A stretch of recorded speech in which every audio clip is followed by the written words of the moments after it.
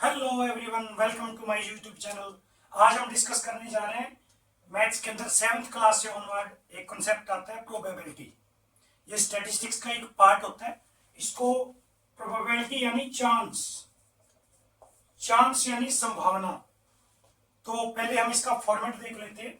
जैसे इसका फॉर्मूला क्या होता है, प्रोबेबिलिटी को हम पी से लिखते हैं और ई फॉर इवेंट, कोई भी इवेंट हो। जैसे मैं आपको बताता हूँ अभी, इसका फॉर्मूला होता है number of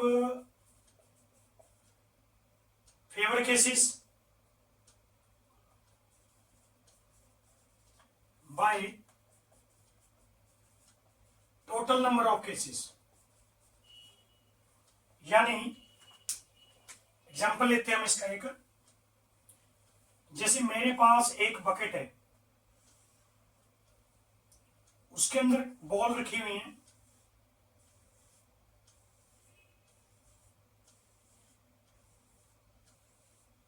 ये लीजिए कुछ बॉल्स हैं। इसमें से ये जो मैं क्रॉस लगा रहा हूं, ये हम रेड बॉल ले लेते हैं।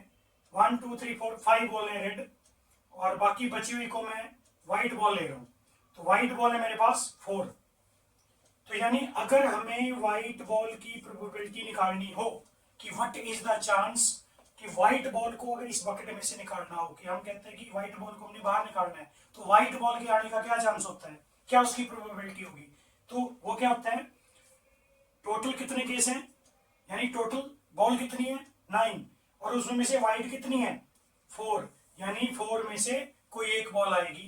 तो ये अपने पास चांस है, जिसको हम प्रोबेबिलिटी बोलते हैं। प्रोबेबिलिटी की वैल्यू यानी probability of a less than equal to 1 and greater than equal to 0। कभी भी प्रोबेबिलिटी की वैल्यू 1 से ज्यादा और 0 से कम यानी नेगेटिव नहीं हो सकती।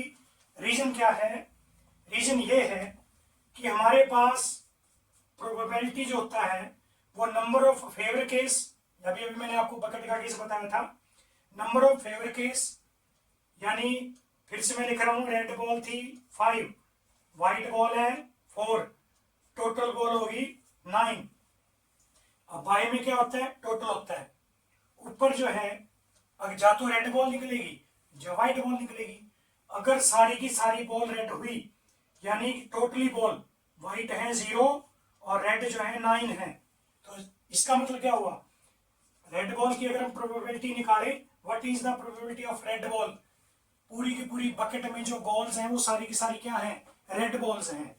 जब सारी की सारी रेड बॉल्स हैं, तो इसका मतलब क्या हुआ, ये श्योर है कि जो बॉल निकलेगी वो एक रेड बॉल होगी।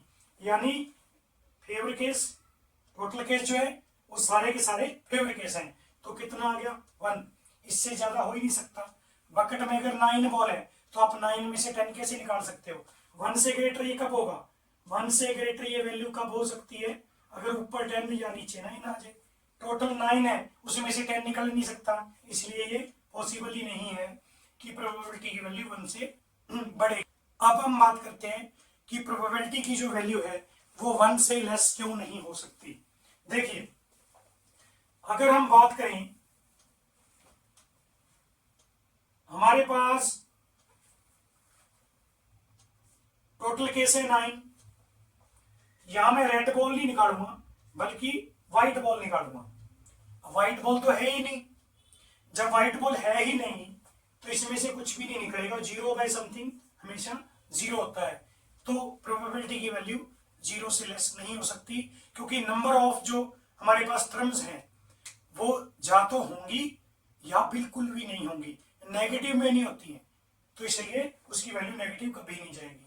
प्रोबेबिलिटी के लिए कुछ ऐसे इवेंट होते हैं जो नॉट पॉसिबल होते हैं।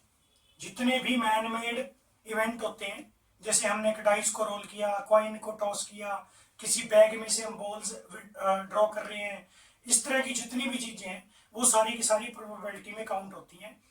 नॉट पॉसिबल इवेंट कौन से होते हैं, जो हो ही ना सके।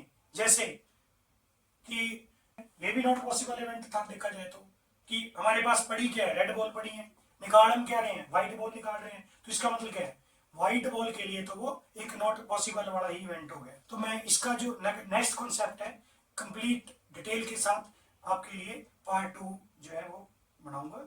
तो आप जरूर देखिए, बने रहिए मेरे चैनल के साथ और लाइक करें, सब्सक्राइब करें। Thanks, have a nice day.